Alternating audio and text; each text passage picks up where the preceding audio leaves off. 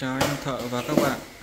Hôm nay tôi sẽ hướng dẫn cho các bạn xử lý cái bệnh dai đề khó lổ trên xe Exciter 135 các bạn nhé.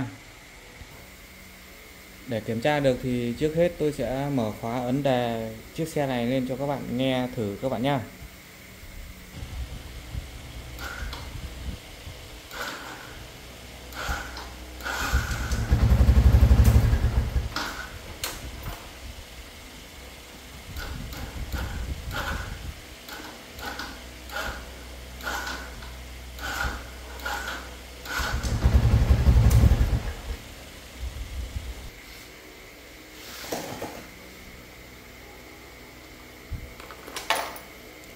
Đây nha các bạn nhé. Tôi lại ấn lại một vài lần nữa thôi. Đề rất chi là khó lên các bạn nhé.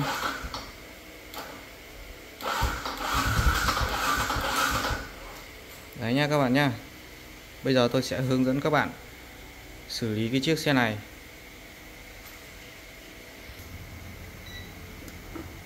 Đây nha các bạn nhá. Trước khi hết chúng tôi sẽ kiểm tra cái ắc quy của chiếc xe này đã. Mà trong khi đó này cái ắc quy này là chủ xe là mới thay cái này mới các bạn nhá. Cái này là mới cứng luôn đây này. Bây giờ tôi sẽ đo cái ắc quy này xem cái điện áp nó có ok không.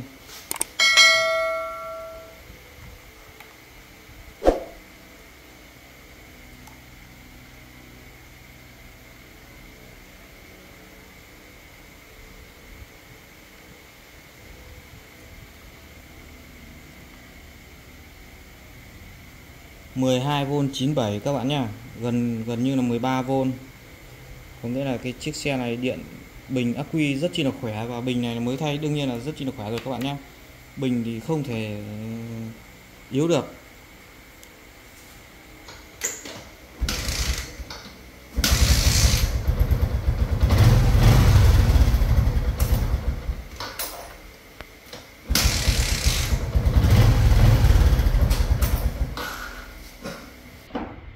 Đạp cái thì lổ ngay các bạn nhé, đạp thì rất chi là dễ lổ.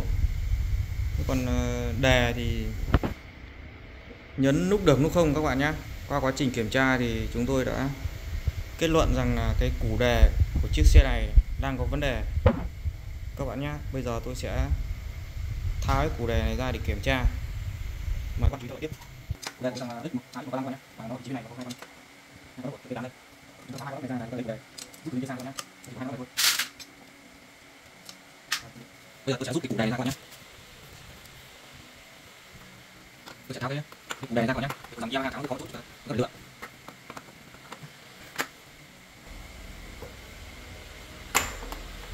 Đây nha các bạn nha. Đây là củ đề của con Exciter 135. Đây tôi kéo nó ra đây, và đây nó có một cái rắc. Các bạn rút nó ra cho dễ làm các bạn nhé. Bây giờ tôi sẽ tháo cái củ đề này ra các bạn nhé. Cái củ đề này nó đang có vấn đề, mà trong khi đó cái củ đề này là zin cho xe, chưa thay bao giờ đây. Vẫn là củ đề nguyên nhá.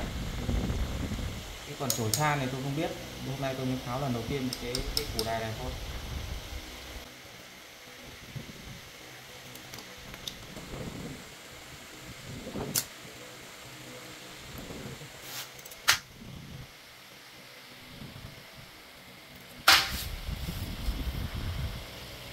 Các bạn chú ý như thế này nhá. Trước khi tháo ra hay là lắp vào á, thì các bạn để ý cái vỏ ngoài này nó có một cái vết đánh dấu ở đây, và cái chỗ vẹt ở cái dưới này, đây nó có một cái vẹt nó thẳng trong ngoài là nó có vẹt đánh dấu ở đây, còn chỗ khác là không có các bạn nhá. Các bạn lắp ngược là đề nó sẽ chạy ngược. Các bạn nên chú ý cái vấn đề này, nó có hai cái chỗ đánh dấu ở đây, trong và ngoài đây. Bây giờ tôi sẽ tháo cái này ra.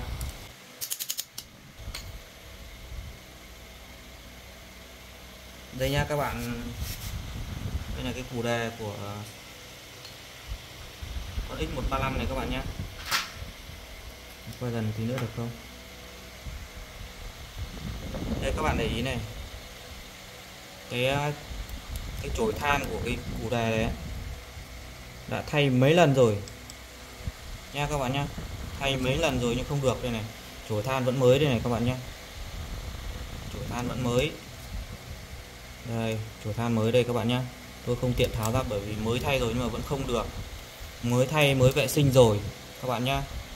Mới thay, mới vệ sinh rồi, vệ sinh rất chi là sạch sẽ, tháo ra không có một chút bụi nào, vẫn sạch sẽ này các bạn nhé.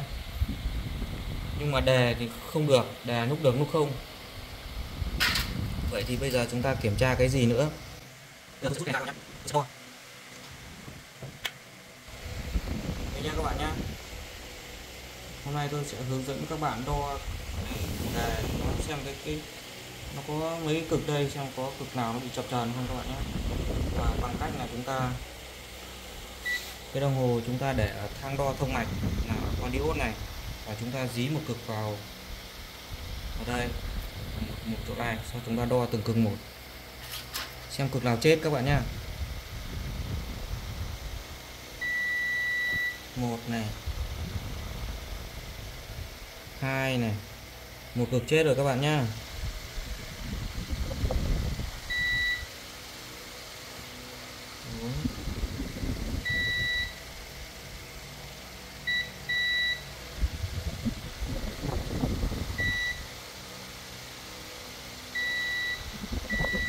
Như vậy là có 3 cực chết nhá các bạn nhá. Cái rô này các bạn nhá, các bạn để ý cái rô này nó có 3 cực là nó không thông nữa. Khi mà chúng ta ấn đề nó xoay đến, ví dụ nó xoay đến tầm này chẳng hạn các bạn nhá, nó xoay đến tầm này thì cái chổi than nó bám vào đúng cái cực mà nó không thông, bị chết, thì sinh ra đề là nó sẽ không chạy được. Khi mà nó hơi chếch một chút này, đề nó lại chạy được, nhưng mà lại chạy đến cái cực mà nó chết rồi nó lại không tiếp xúc điện, các bạn hiểu chưa? Là cho nên là đề nó nắm nút được lúc không, củ đề vẫn chạy nhưng mà nó bị om rồi các bạn nha, nó om cái cực đồng này rồi. Bây giờ phương pháp xử lý là chúng ta chỉ có thay cái này mới thôi, chứ còn chổi than của cái chiếc củ đề này là thay mấy lần rồi, chủ xe bảo thay 2 lần rồi. Đến đây tôi sẽ không thay chổi than nữa, và tôi sẽ yêu cầu là thay luôn cái củ đề này mới là ok luôn các bạn nhé. Rồi củ đề trước nó đặc, quả đặc nó không, cái bạn củ đề này nhé. Có kiểm tra thì cái bạn này không sử dụng để dán che các bạn nhé, dùng để dán che không cầu dán che hay mới nhé.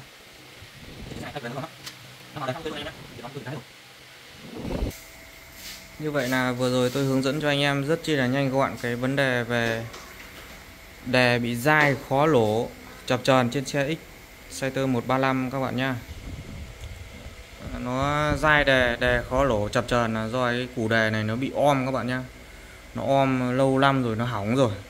Thay chổi than 2-3 lần rồi, lần này tôi không thay nữa, và tôi sẽ yêu cầu khách là thay cả luôn các bạn nhé, không sửa nữa, sửa mấy lần rồi các bạn nhá. Hẹn gặp lại các bạn ở những clip sau các bạn nhá.